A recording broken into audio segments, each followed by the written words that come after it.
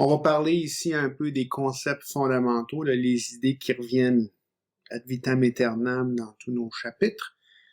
En général, lorsqu'on fait une enquête, on la fait pour pouvoir estimer des attributs d'une population ou donner des estimés. Trouver des statistiques d'intérêt. Les statistiques, en général, c'est la moyenne d'une variable, ou le total d'une variable, ou la proportion des unités qui ont une certaine caractéristique. Ce sont les statistiques les plus faciles à gérer lorsqu'on fait de l'échantillonnage statistique. Alors, on va surtout parler de ces trois statistiques-là, mais il va de soi qu'on pourrait prendre n'importe quelle statistique d'intérêt. La médiane, des quartiles, l'étendue, la trimoyenne. Nommer une statistique quelconque et c'est ça que vous pourriez évaluer, essayer de donner des approximations. Mais nous, dans ce cours-ci, on s'intéresse surtout à la moyenne, au total et aux proportions. Il y a des questions dans les exercices où on vous suggérait d'utiliser d'autres statistiques juste pour vous donner une idée de comment ça fonctionnerait, mais la machine théorique fonctionne mieux dans ces trois cas-là. Et puis on est chanceux, ça correspond souvent aux quantités d'intérêt. Pas tout le temps, mais souvent. Alors, en général, on travaille avec une population, que ce soit la population cible, la population à l'étude ou encore la population répondante.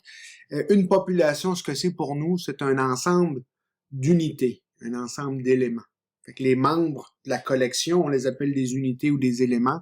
Et puis, dans ce cours-ci, on prend pour acquis que la population, elle est finie. Population de taille N. On s'intéresse à une variable particulière. Ou en particulier, peut-être qu'on a une réponse qu'on va nommer ou dénoter par U. Fait que la réponse qui correspond à la JM unité de la population, ben on la représente par UJ. Fait qu'une population pour nous, c'est un ensemble U qui contient N valeurs de réponse, U1 jusqu'à UN, puis ici ben, c'est N majuscule pour qu'on s'en rappelle. Plus tard, on va utiliser N minuscule pour la taille d'un échantillon. Il faut bien séparer ces cas-là. Ce sont des populations de taille finie. Si UJ, c'est une variable numérique, c'est-à-dire que la réponse qui nous intéresse, c'est quelque chose comme le salaire de la JM unité dans la population. Quelque chose qui se mesure à l'aide d'une quantité numérique. Ben là, on sait comment calculer la moyenne, la variance, puis le total de la réponse dans la population. On a des formules. Puis les formules, ben, vous les connaissez. Hein? En général, la moyenne d'une population, ça serait la somme de toutes les réponses. Il y en a N en tout, et on divise par le nombre de réponses. 1 sur N. La variance de la population, c'est aussi une moyenne. C'est la moyenne, cependant, du carré de la distance entre la réponse puis la réponse moyenne.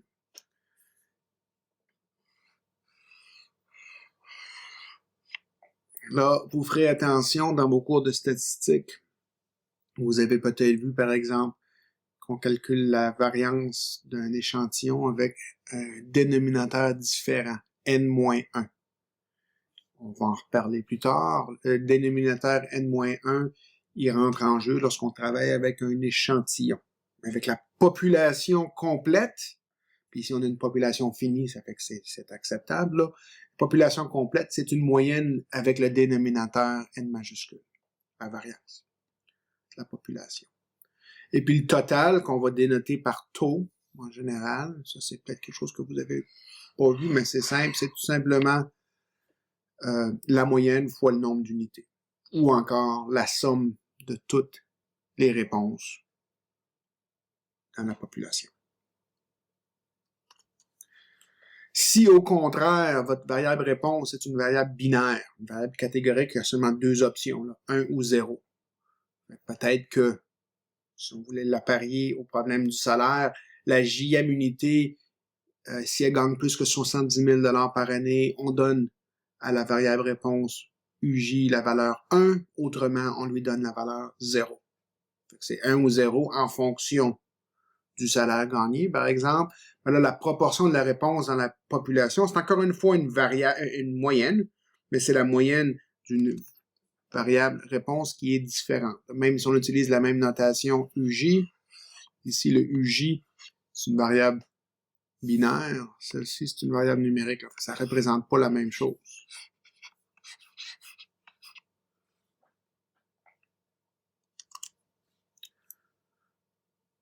Fait que les quantités qu'on va explorer en général ou étudier, c'est la moyenne mu, le total taux et la proportion P, et on va souvent se servir de la variance sigma au carré afin de trouver des estimés puis des intervalles de confiance, des estimateurs puis des intervalles de confiance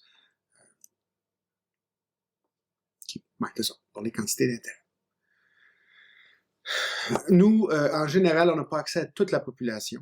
C'est une population théorique, c'est-à-dire qu'elle existe en théorie, mais pas nécessairement accessible, surtout si la population est très large. Là, pensez à quelque chose comme la population des résidents du Canada.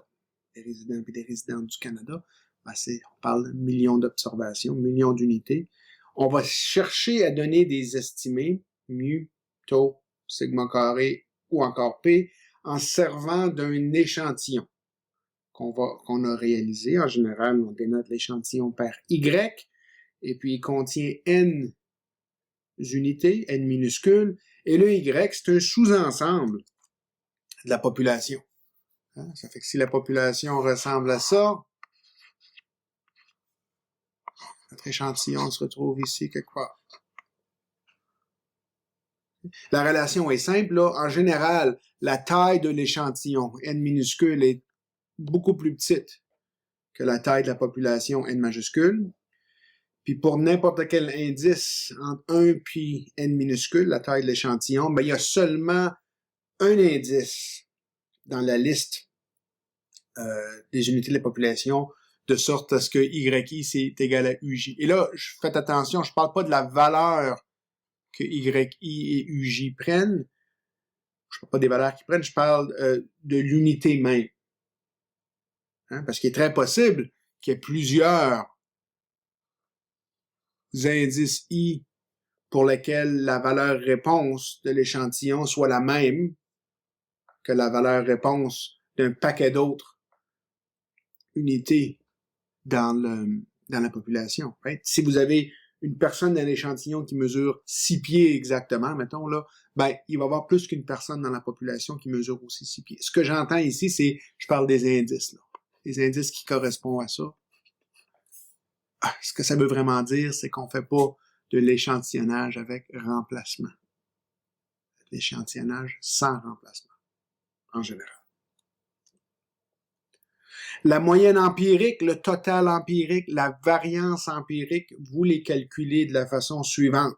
Fait que pour la moyenne et pour la proportion, l'approximation de la proportion, pardon, c'est la même formule, sauf qu'on utilise les unités de l'échantillon.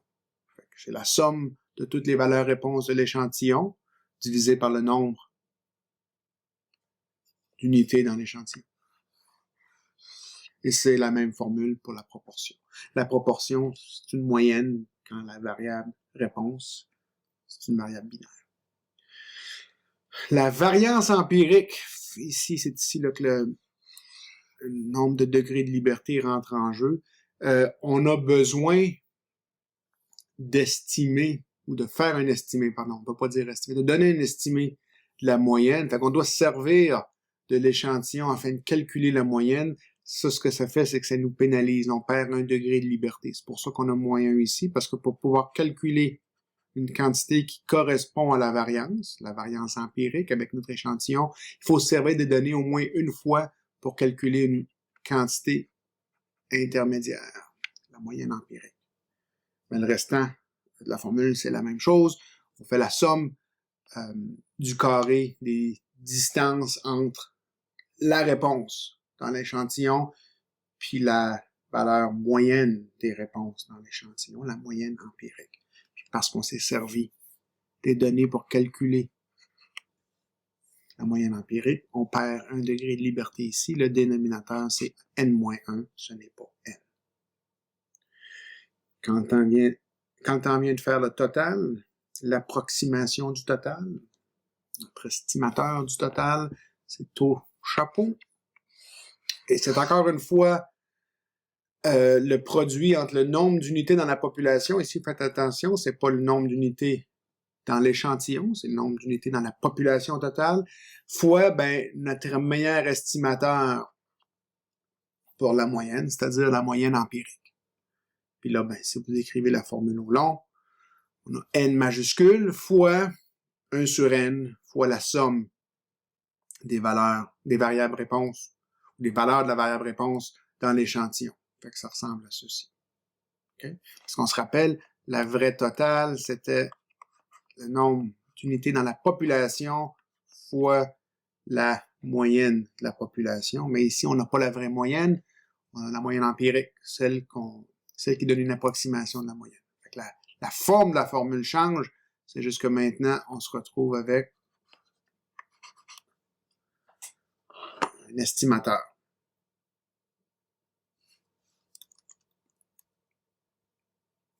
Visuellement, ça ressemble à quoi? Écoutez, voici une population. Elle est très ordonnée, notre population. Là, je l'ai mis en rangée et en colonne. Un échantillon, c'est tout simplement un sous-ensemble des unités. Puis ça se peut que les valeurs se répètent. Ça se peut qu'il y ait des valeurs qui soient, par exemple, cette valeur-ci, elle pourrait correspondre à la valeur non seulement de cette unité-là, mais aussi peut-être celle-ci puis celle-là. Ça se pourrait que les valeurs soient les mêmes, mais c'est l'unité qu'on prend ici qui est différente. Dans un échantillon, chaque unité que vous choisissez finit par jouer le rôle de plusieurs unités dans la population originale, initiale. En termes de calculation, en termes de calcul, les trucs dont vous avez besoin, les quantités ou les règles que vous devez maîtriser ou avoir à portée de la main, ce sont les règles pour l'espérance, la variance, puis la covariance, puis la corrélation aux besoins. Alors, ce que vous devez savoir faire, c'est vous servir des opérateurs d'espérance, la variance, la covariance. L'espérance d'une somme de variables aléatoires, ou d'une combinaison linéaire de variables aléatoires, c'est la somme de l'espérance des variables aléatoires. Et ça fonctionne indépendamment de la nature des variables aléatoires. Cette règle-là, très importante. Il faut savoir s'en servir. Pour la variance, on a une règle qui est pratiquement la même. Cependant, la variance d'une combinaison linéaire de variables aléatoires a une forme particulière. Souvent, vous allez voir ça de la façon suivante. La variance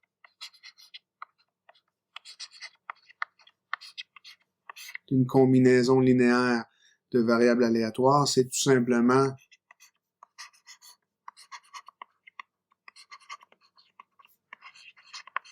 la somme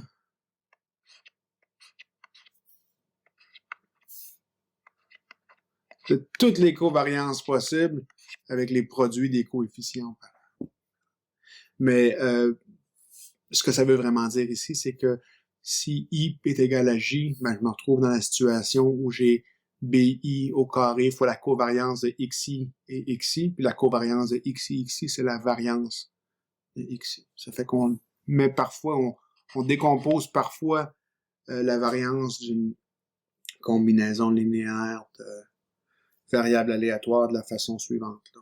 Mais c'est la même formule dans les deux cas. Si on prend le temps de séparer la partie variance de la partie covariance, si ça se trouve que toutes les variables aléatoires ici sont indépendantes les unes des autres, les covariances finissent toutes par être zéro, puis là on se retrouve seulement avec le terme, les termes qui contiennent des variances, c'est seulement des variances. Comment est-ce qu'on calcule la covariance? La covariance, en général, c'est l'espérance du produit des deux variables aléatoires moins le produit des espérances. Puis la variance elle-même, c'est la covariance d'une variable aléatoire avec elle-même. Et donc, si vous vous servez de la formule plus haut, c'est l'espérance du carré de la variable aléatoire moins le carré de l'espérance. Et en général, l'espérance du carré d'une variable aléatoire, ce n'est pas la même chose que le carré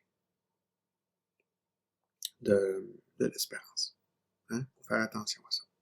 Finalement, l'idée de la corrélation entre deux variables aléatoires xi, xj, qu'on va dénoter par ρ, ij, ben c'est le quotient de la covariance de xi, xj par la variance de xi puis la variance de xj. C'est une façon, si vous voulez, je sais pas, en français, j'ai oublié le terme scaler, en tout cas, de faire en sorte que toutes les covariances passent entre moins 1 et 1 seulement. Parce qu'une covariance peut prendre n'importe quelle valeur numérique. Hein? Une covariance, c'est quelque chose qui existe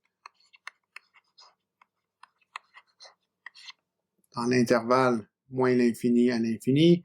Une corrélation, c'est quelque chose qui n'existe qu'entre moins 1 et 1. C'est quelque chose qui nous permet de comparer la force de relation entre des variables aléatoires qui n'ont pas nécessairement les mêmes échelles.